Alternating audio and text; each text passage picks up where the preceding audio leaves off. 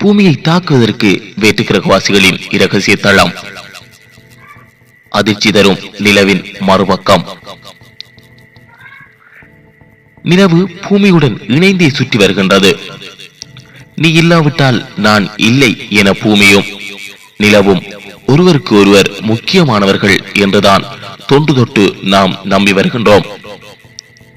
என்றாலும் நிலவை பற்றி மர்மங்கள் இப்போதும் இருக்கின்றன. தற்போது புதிதாக சொல்ல வருவது என்னவென்றால், நிலவு இயற்கை இல்லை, செயற்கை. அதனையும் தாண்டி வேற்றுக்கிரகவாசிகள் பூமியை தாக்க நிலவில் இருந்து கொண்டே நோட்டமிட்டுக் கொண்டிருக்கின்றார்கள். அந்த வகையில் பூமியை அவதானிக்க இரகசிய தளம் ஒன்று தேவைப்பட்டது. இதற்காக திட்டமிட்டு அமைக்கப்பட்டதே இந்த நிலவு என வேற்றுக்கிரகவாசிகள் பற்றி ஆய்வு செய்யும் ஆய்வாளர்கள் கூறி வருகின்றனர். அவர்கள் அதற்காக ஆதாரங்கள் சிலவற்றையும் தெரிவித்துள்ளனர்.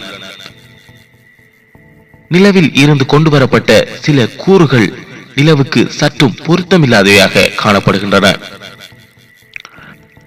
அங்குள்ள பாறைகளில் இயற்கையாக கிடைக்காத மைக்கா, பிராஸ், ஜுரேனியம் 236, அதோடு நெருப்பியம் 237 போன்ற கூறுகள் உள்ளன.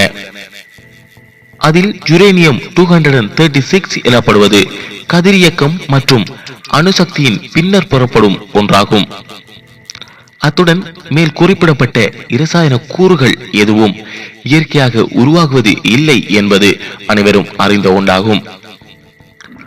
அடுத்து பூமியில் காணப்படும் டைட்டானியம் பூமியை விடவும் நிலவு பாறைகளில் 10 மடங்கு அதிகமாக காணப்படுகின்றது. பூகோளவாசிகளான நாங்கள் சூப்பர்சோனிக் விமானங்கள், நீர்மூழ்கி கப்பல்கள், விண்கலங்கள் போன்றவற்றை அமைக்கவே இதனை பயன்படுத்துகின்றோம். ஆனாலும் நிலவு பாறைகளை ஆய்வு செய்தவர்கள் இவை எப்படி நிலவில் வந்தன என்பதை கூற மறுக்கின்றார்கள். 1969 ஆண்டு நவம்பர் மாதம் நாசா சந்திரனில் ஒரு வெடிப்பை ஏற்படுத்தி ஆய்வு செய்வதற்கு திட்டமிட்டது. இதற்காக லுனர் மாடர் நிலவின் மேற்பரப்பில் மோதச் செய்யப்பட்டது. அந்த மோதலின் பின்னர் தொடர்ந்து 30 நிமிடங்களுக்கு நிலவில் மணிச்சத்தம் போல் அதிர்வு ஏற்பட்டுள்ளது. இவ்வாறு ஏற்படுவது சாத்தியப்படக்கூடியது ஒன்று அல்ல. இயற்கையான பாறைகளில் அல்லது மேற்பரப்பில் மோதும் பொழுது இப்படியான அதிர்வு ஏற்படுவதற்கு சாத்தியமே இல்லை என கூறுகின்றார்கள். மேலும் ஏனைய கிரகங்களில் இருந்து கொண்டு வரப்பட்ட கூறுகள் திடமான மையப்பாகம் கொண்டுள்ளவை. எனினும் நிலவில் திடமான பகுதி இல்லை எனவும் ஆய்வாளர்கள் குறிப்பிடுகின்றனர். இதேபோன்று நிலவின் உட்பகுதி வெறும் இடைவெளியாக அல்லது மிக குறைவான தீவிர உள்ளமைப்பை கொண்டிருக்கும் வெரி லோ இன்டென்சிட்டி இன்டெரியோர் கொண்டதாக இருக்கும் என உறுதியாக ஆய்வாளர்கள் தெரிவிப்பதும் ஆச்சரியமாகத்தான் இருக்கின்றது. அடுத்ததாக சூரிய மண்டலத்தில் மிக துல்லியமான ஒரு வட்ட கோளத்தை, அதாவது சுற்றுவட்டத்தை கொண்டது நிலவு மட்டும்தான். பூமியை விடவும் 800,000 ஆண்டுகள் பழமை வாய்ந்தது நிலவு என்கிறார்கள் ஒரு சிலர்.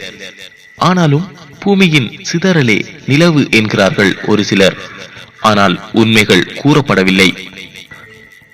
மேலும் சூரிய குடும்பத்தின் எந்த ஒரு பண்புகளும் நிலவோடு ஒத்துப்போகவில்லை. அத்துடன் நிலவை பூமியில் எங்கிருந்து பார்த்தாலும் அதன் ஒரு பக்கத்தை மட்டுமே பார்க்க முடியும். அதன் ஒரு பக்கம் மட்டுமே எமக்கு தெரியும். பூமி சுற்றும் போது அதற்கு ஏற்றாற்போல் துல்லியமாக செயற்படுகின்றது இந்த நிலவு. இத்தனை துல்லியம் இயற்கையாக சாத்தியம் இல்லை எனவும், அமெரிக்கா நிலவில் கால் வைத்தது பொய் என்றும் கூறப்படுகின்றது. அதன்படி நிலவு தூசிகள் மற்றும் பாறைகள் கொண்டு 3 மைல் தடிமனான வெளி அடுக்கு கட்டப்பட்டுள்ளது. நிலவுக்குள் சுமார் 20 மைல் சுற்றளவுடன் அதிகளவு எதிர்ப்புகளை கொண்ட கூறுகளை கொண்டு சக்திமிக்க செல் கட்டமைப்பு அமைக்கப்பட்டுள்ளது. இவ்வாறான ஆதாரங்கள் காரணமாக நிலவு திட்டமிட்டு உருவாக்கப்பட்டது. குறிப்பாக பூமியை வேற்றுக்கிரகவாசிகள் நோட்டமிடுவதற்காகவே கட்டப்பட்டது என தெரிவிக்கின்றார்கள். இப்படியாக திட்டமிட்டு ஓர் தளம் அமைத்து பூமியை தாக்குவதற்காக காத்து கொண்டிருக்கின்றார்கள் வேற்று கிரகவாசிகள். ஆனாலும் பூமியை பற்றி முழுவதும் ஆய்வு செய்த பின்னர் தாக்குவதற்கு முற்படலாம். ஆகவே இந்த இரகசிய தளம் பற்றிய உண்மைகள் விரைவில் வெளிவரும். மேலும் உங்களுடைய கருத்துக்களையும் சந்தேகங்களையும் எங்களுக்கு கமெண்ட்ஸ் மூலம் தெரிவியுங்கள். எங்களுடைய நிகழ்ச்சிகள் உங்களுக்கு பிடித்திருந்தால் சேனலை சப்ஸ்கிரைப் செய்து வையுங்கள். எங்களுடைய நிகழ்ச்சிகள் உடனடியாக உங்களை வந்து சேரும்.